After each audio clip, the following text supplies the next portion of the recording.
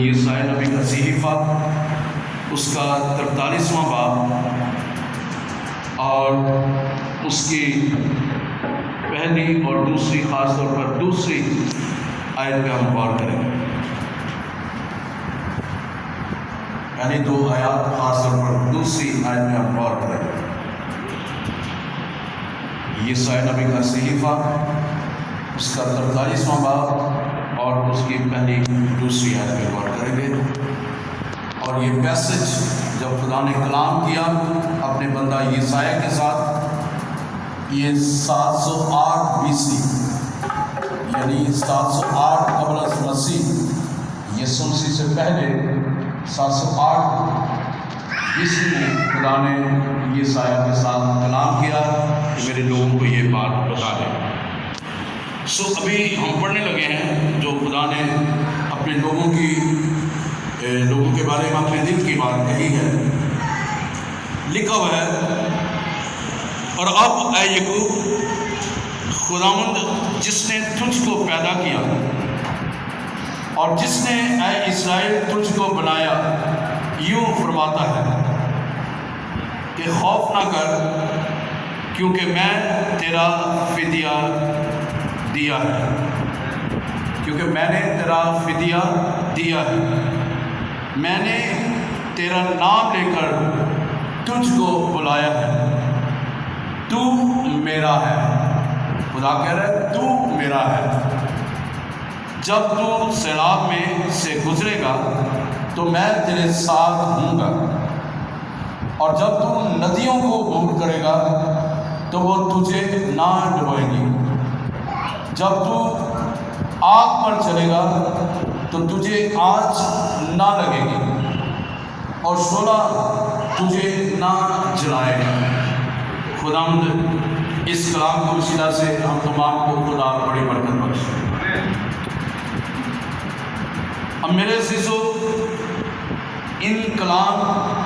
اس کلام کی روشنی میں، ان آیات کی روشنی میں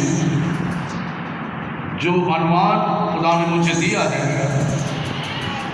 وہ یہ ہے کہ انکریجمنٹ ٹو گاڈس پیپل، خدا کے لوگوں کی حوصلہ افزائی، خدا کے لوگوں کی، خدا کے دل سے لوگوں کی حوصلہ افزائی۔ اب ان دونوں آیات کے لبے لباب میں خدا ظاہر کرتا ہے کہ میں ہمیشہ اپنے لوگوں کی فکر کرتا ہوں، میں ان کے بارے میں سوچتا ہوں، میں ان کے بارے میں خیال رکھتا ہوں، اور وہ خیال یہ ہے کہ میرے لوگ میری بادشاہت کا حصہ بنے،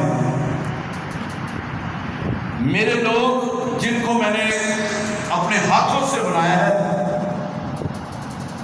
وہ غلامی میں نہ رہے، مشکلات میں نہ رہے، پریشانیوں میں نہ رہے، دکھوں میں نہ رہے، اور کسی بھی طرح سے وہ ناکامی کی زندگی نہ بسر کریں۔ خدا فکر کرتا ہے مصر کی غلامی سے لے کر وعدہ کی ہوئی سرزمین تک پہنچنے تک وہ ان کے ساتھ تھا، اور وہ ان پہ ظاہر کرتا رہا کہ میں تمہارا خیال رکھتا ہوں، میں تمہاری فکر کرتا ہوں۔ ان کو مصر کی غلامی سے نکال کر ان کو جو راستے میں بھوک اور پیاس تھی ان کا بھی اس نے خیال رکھا۔ اور اگر آپ نہمیہ کی کتاب میں جائیں تو وہاں پہ لکھا ہوا ہے کہ اس بیابانی سفر میں خدا نے نہ ان کے کپڑے پھٹنے دیے، نہ جوتے ٹوٹنے دیے، اور نہ ان کے پاؤں سوجے، بلکہ ان کو ریاستیں اور مملکتیں بھی عطا کی، ان کو سب کچھ دے دی۔ تو اسی لحاظ سے خدا اپنے لوگوں سے بات چیت کرتے ہوئے وہ فرماتا ہے کہ میں نے تمہیں نہیں چھوڑا، میں تمہارا خیال کرتا ہوں، فکر کرتا ہوں۔ اس لیے وہ فرماتا ہے کہ خوف نہ کر، کیونکہ میں نے تیرا فدیہ دیا ہے، میں نے تیرا نام لے کر تجھے بلایا ہے. I have called you by your name.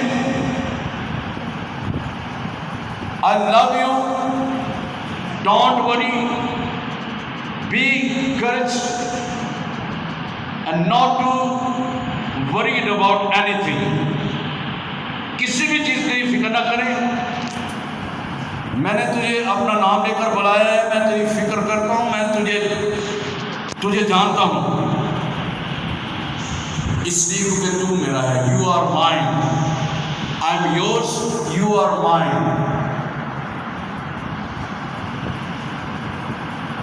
اس لیے فکر نہیں کرنی, خوف نہیں کھانا. آج کے اس دور میں, افراتفری کے دور میں, خدا کے اس کلام کو جو زندگی بخش کلام ہے, جو زندگی خدا ہمیں دیتا ہے, زندگی میں وہ ہمیں کسی بھی طرح سے وہ کھلنے نہیں دیتا. اس لیے every time, the time of difficulties, مشکلات میں, ہی اسپیکس ود اس. وہ ہمارے ساتھ بولتا ہے. ہی گائیڈ اس, وہ ہماری رہنمائی کرتا ہے. اینڈ ہی لیڈ اس, وہ ہمیں لے کر چلتا ہے. اف وی فیل ڈاؤن, اگر ہم گر جاتے ہیں, اینڈ ہی کیریز اس, وہ ہمیں اٹھاتا ہے.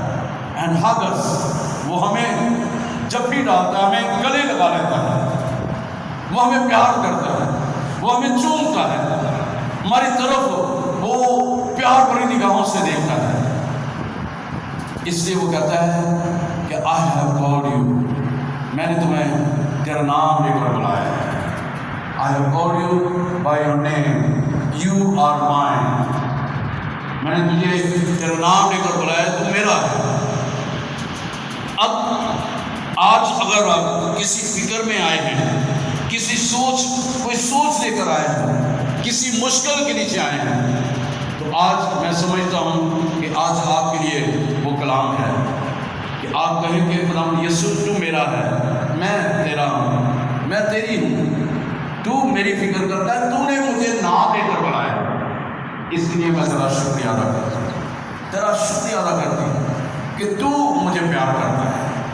دنیا میں اور کوئی مجھے پیار نہیں کرتا, لیکن تو مجھے پیار کرتا ہے. تیری محبت وہ لعنت سے دور ہے, بعید ہے, اور دنیا کی محبت لعنت سے بڑی ہوئی ہے, لیکن تیری محبت وہ اس میں کسی بھی قسم کا لالچ نہیں ہے.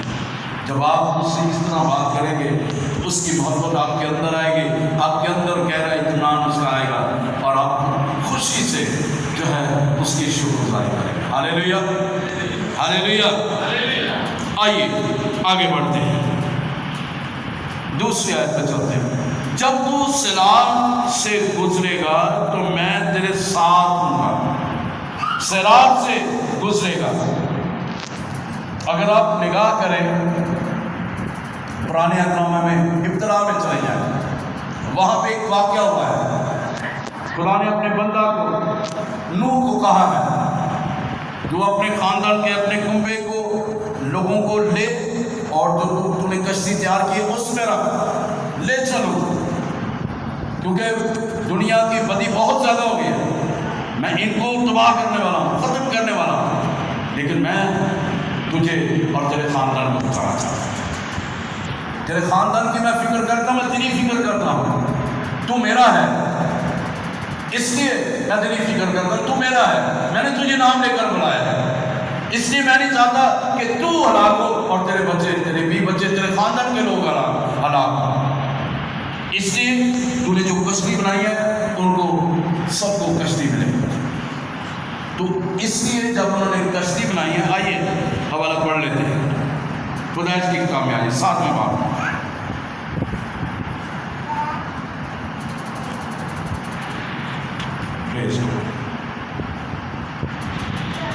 ساتویں باب کی 17ویں آیت میں دی, پھر اس کے بعد 23ویں آیت.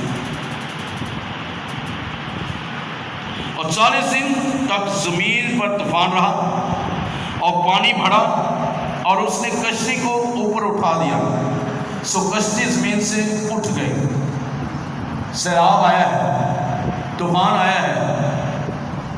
اب دیکھیں پچھلے دنوں سیلاب آیا ہے اسلام آباد میں، پاکستان کے دوسرے ایریاز میں، جرمنی میں، مختلف ممالک میں، اور ساری کی ساری چیزیں بہا کر لے گئی۔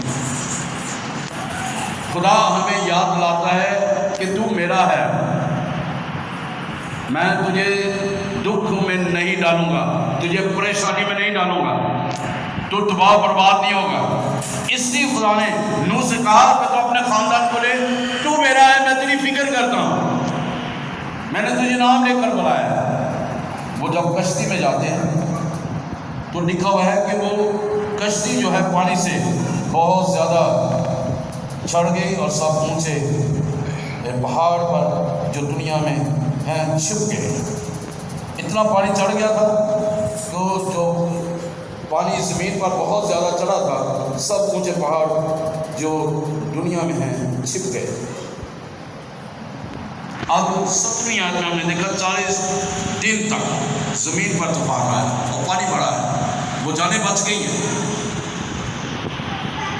اور آگے لکھا ہوا ہے 23ویں آیت میں، بلکہ ہر جاندار شے جو روئے زمین پر تھی مر مٹی، کیا انسان، کیا حیوان، کیا رینگنے والے جاندار، کیا ہوا کا پرندہ، یہ سب کے سب زمین پر سے مٹ گئے، فقط ایک نوح باقی بچایا، وہ جو اس کے ساتھ کشتی میں تھے، جو وہ بچا اور جو اس کے ساتھ کشتی میں تھے۔